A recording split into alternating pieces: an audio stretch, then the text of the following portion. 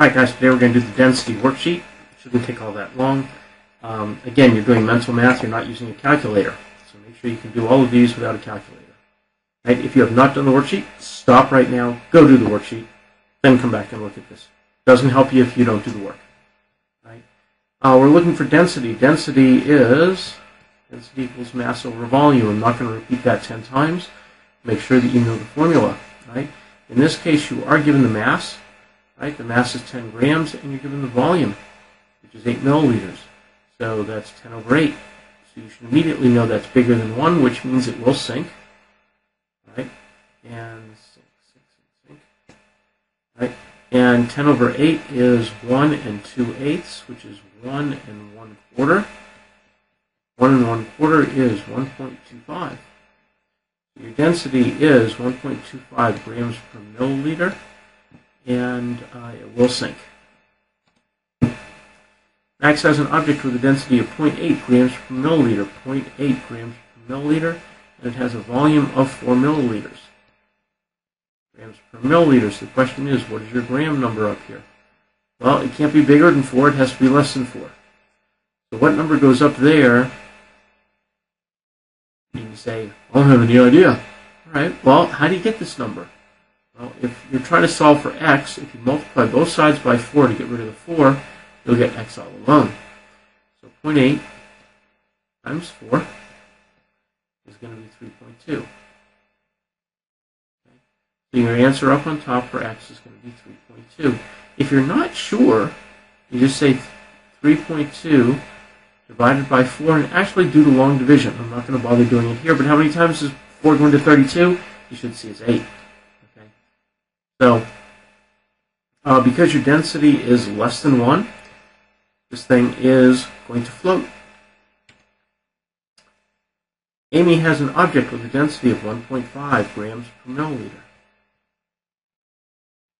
And it has a mass, this thing has a mass which goes on top of 12 grams. So this tells you that this has to end up as 1.5, so you should be able to say, well, what is x? Well, you can put the x up there and divide by 1.5 and say 12 divided by 1.5, right? Or, frankly, with these numbers, you should be able to look at it and say, oh, I know what it is. 12 is 1 1/2 8.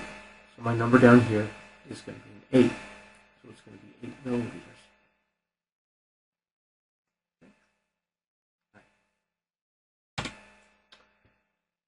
milliliters. Larry's found that 8 milliliters of a substance has a mass of 6 grams. Well, that's pretty easy. Density is mass over volume. Your mass is 6, your volume is 8, and grams per milliliter. So this is going to be 0.75. Okay, 0.75 grams per milliliter. And 0.75 grams per milliliter is less than 1, so it's going to float. Right, Lauren has a density of something that is 2 grams per milliliter. We know that its volume is 4 milliliters, which means that this number must be twice that. Stop that. It's going to have to be 8 grams, because 8 grams divided by 4, 8 divided by 4 is 2. So your answer here is going to be 8 grams, and will it sink or float? Well, anything with a density that is greater than 1 is going to sink. All right, how about Drew? He has an object with a density of 0.6 grams per milliliter. Right, and then this thing has a mass of 12 grams. Mass goes on top. All right, the question is, what is its volume? Well, it's 0.6. So the number on the bottom is going to have to be bigger than 12. Well, what is it? Well, how do we figure that out? Well, if I want to get x, the way to do that is cross multiply, so you're essentially doing 12 times 1 divided by 0.6. So 0.6 goes into 12. Right? How many times? Well, 6 goes into 12 twice. So it makes sense that this is going to be 20. Because 12 divided by 20 would be 0.6.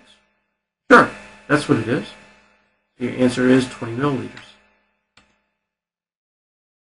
Alright, now this is more of a thought problem. So Casey was working with a piece of silver, and all silver, if it's pure silver, all has the same density, right? So she obtained a second piece of silver that was 3 times the mass.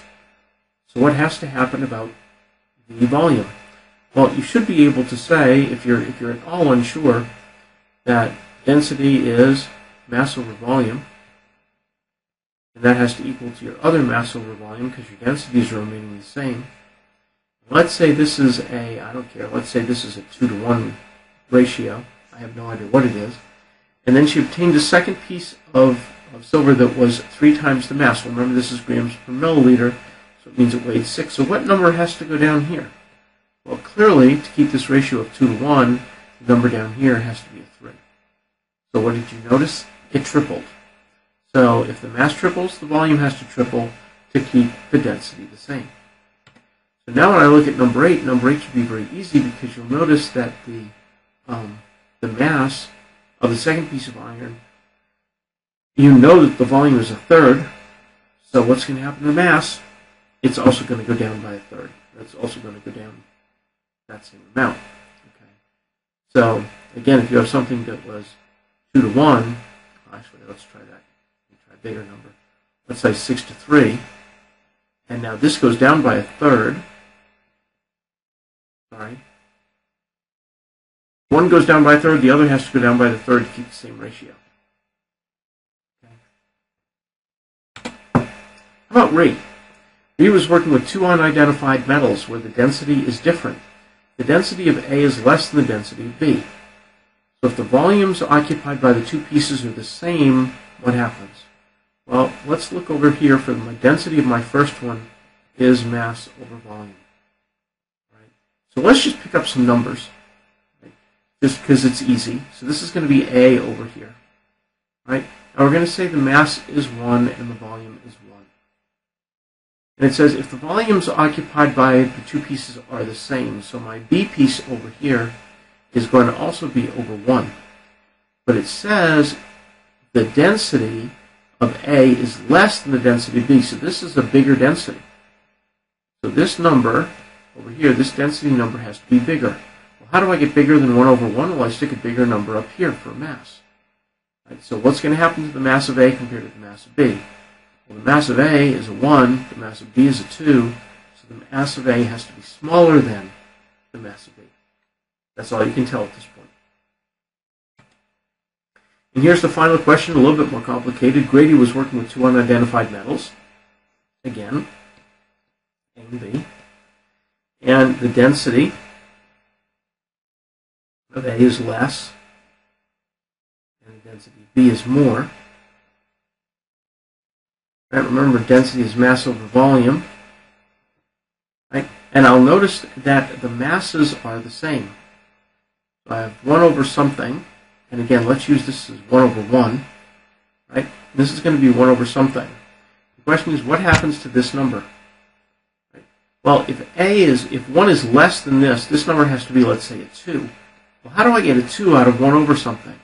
Well, my denominator has to be less than 1. How many times will 0.5 or 1/2 go into 1? Well, it'll go twice. Right? So what happens to my volume? What must be true about the volume of A compared to the volume of B? Well, the volume of A has to be bigger than the volume of B. Okay? Those are your last 2, and those are confusing. Okay, so make sure that you get that. Play with some numbers just to make sure you can do it. If you've got questions, come see me. I'm happy to help you either in class or outside of class. Have a great day. See you in class soon.